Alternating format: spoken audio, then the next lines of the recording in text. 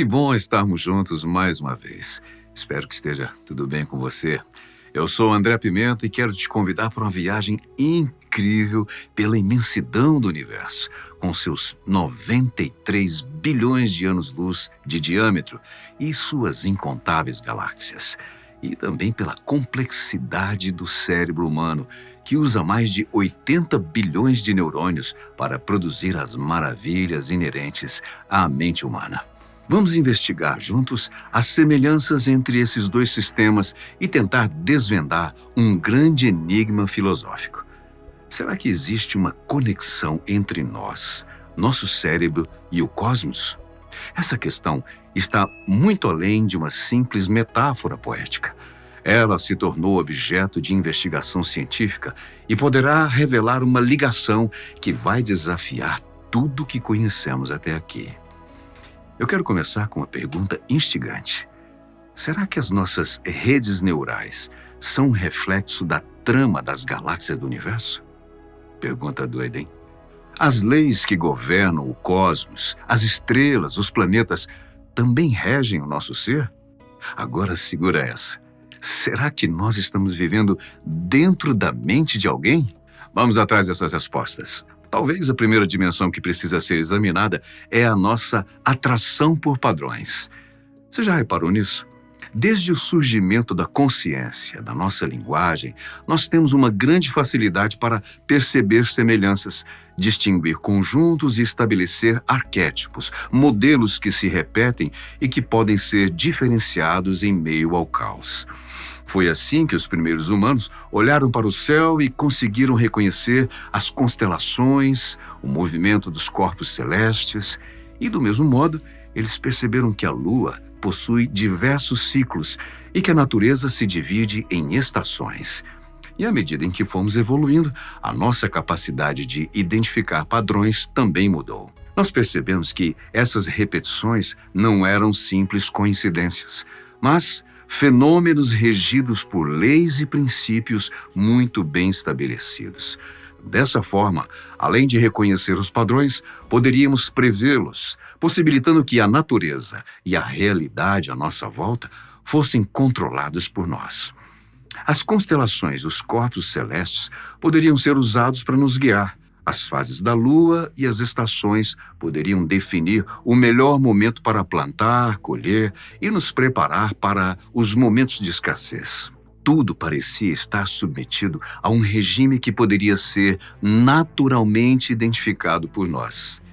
Essa habilidade, inclusive, possibilitou que os gregos antigos descobrissem a proporção áurea, uma representação visual que pode ser expressa como uma constante matemática e que está presente nas obras de arte e na arquitetura, assim também como na natureza e em nossos corpos.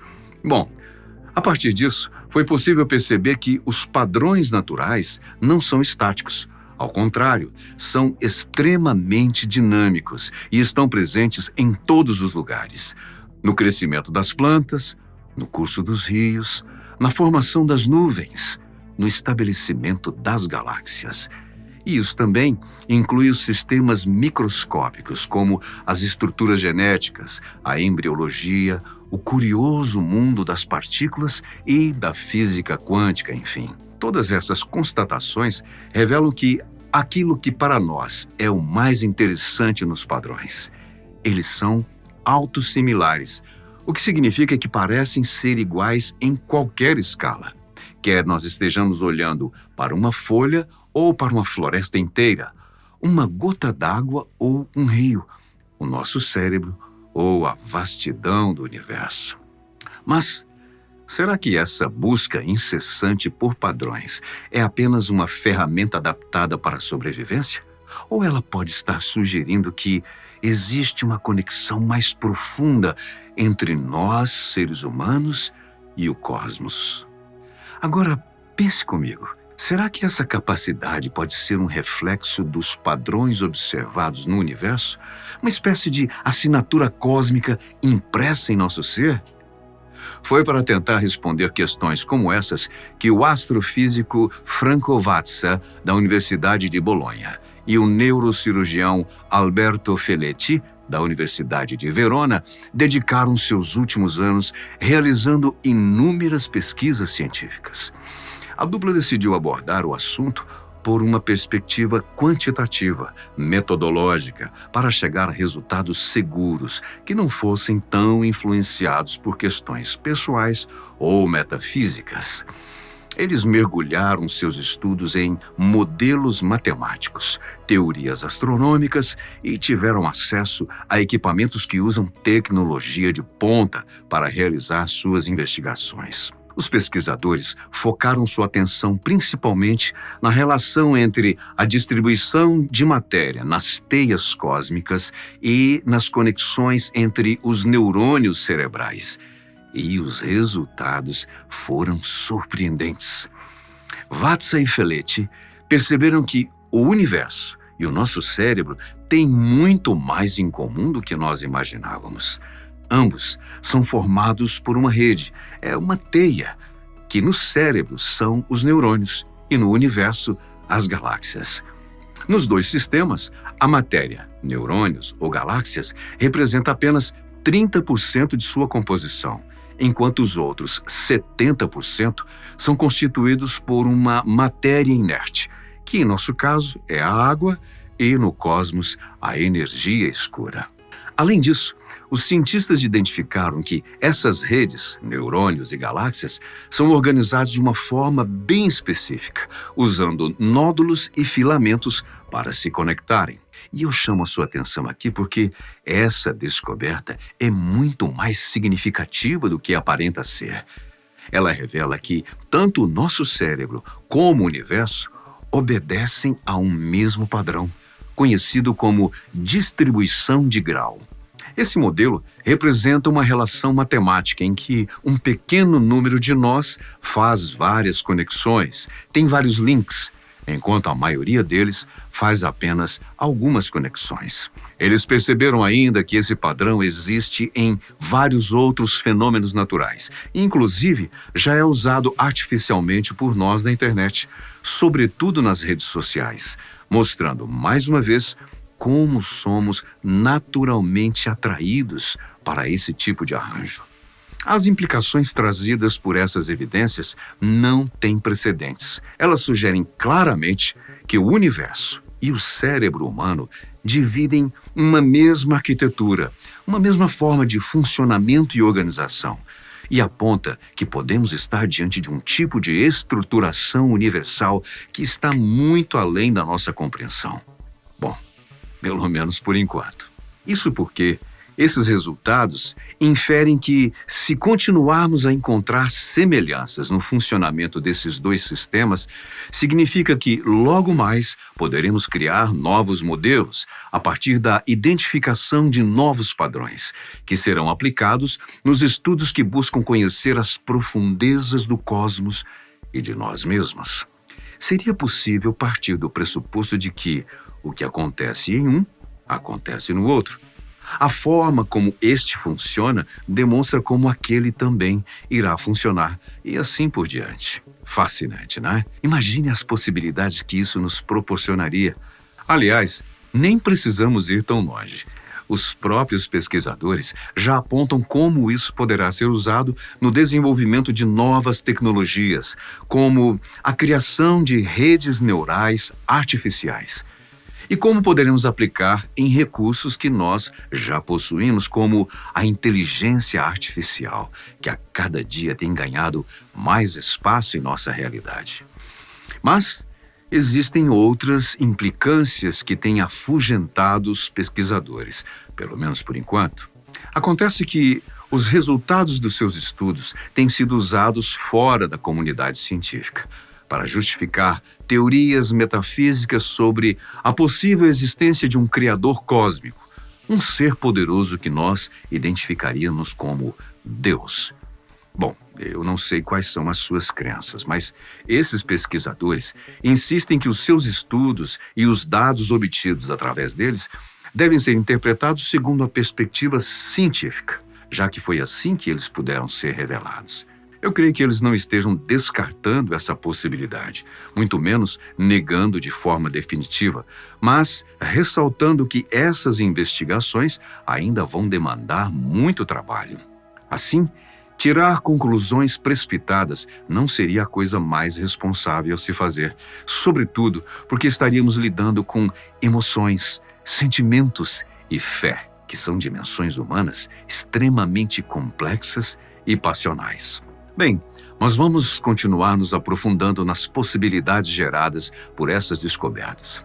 Você já ouviu falar no paradoxo do cérebro de Boltzmann?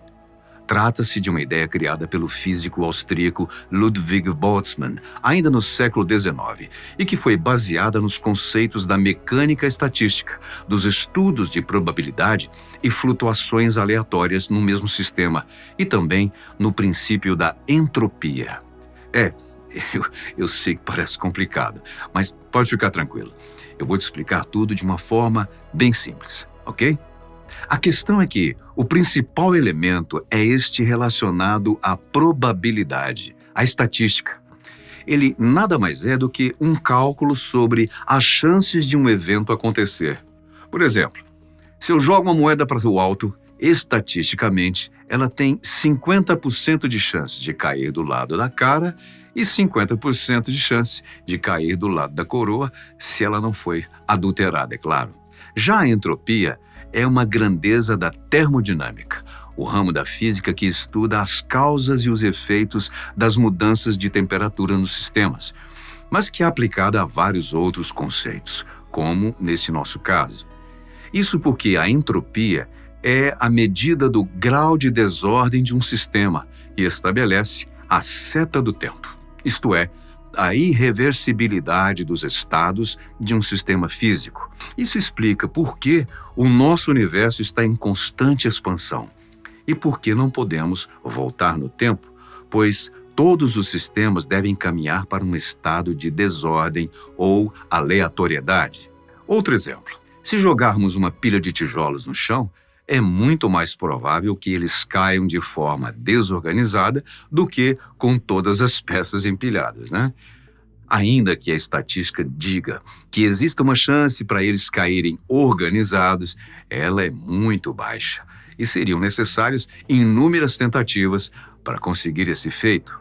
Com isso, podemos entender o paradoxo criado pela ideia de Ludwig Boltzmann. O físico postulou que, no caos do universo, que está em expansão e possui um número incontável de partículas que se movimentam durante um período indeterminável de tempo, existe uma chance, mesmo que pequena, dessas partículas se alinharem aleatoriamente para formar um cérebro autoconsciente no meio do espaço. Pensa nisso.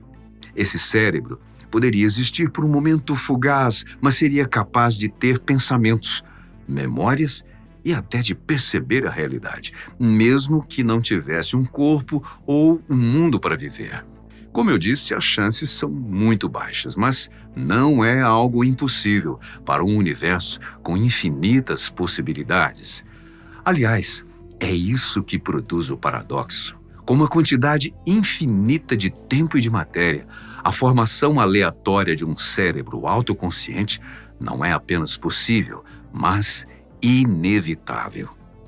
As implicações desse paradoxo são, no mínimo, perturbadoras.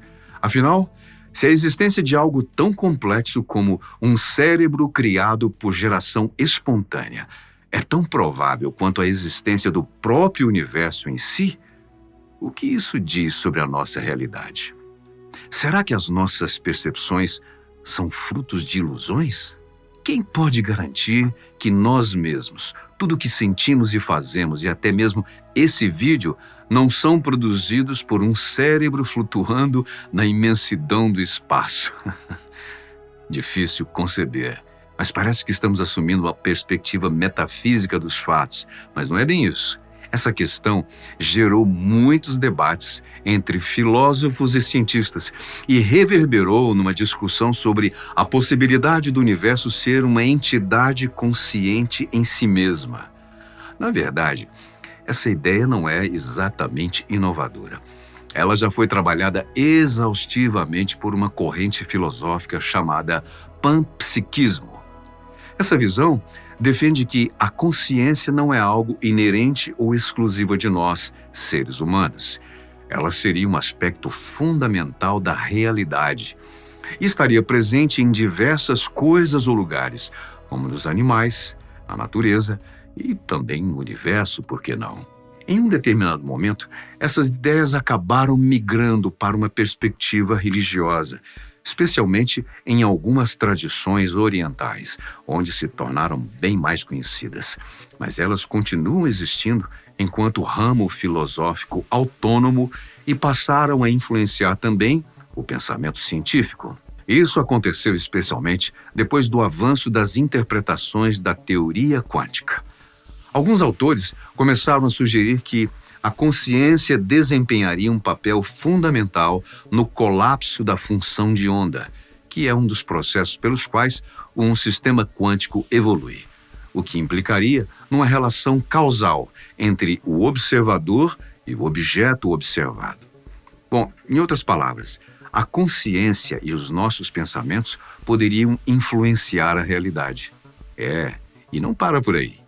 Alguns cosmologistas e neurobiologistas exploram esses conceitos para interpretar as relações e similaridades entre o cérebro humano e o universo que vimos agora há pouco. Essas reflexões formaram um campo de conhecimento que ficou conhecido como Teoria da Informação Integrada, ou IIT na sigla em inglês, que sugere, em seu maior princípio, que sistemas com um alto grau de complexidade e integração, como o nosso cérebro, podem dispor de um estado consciente, o que poderia ser aplicado ao cosmos.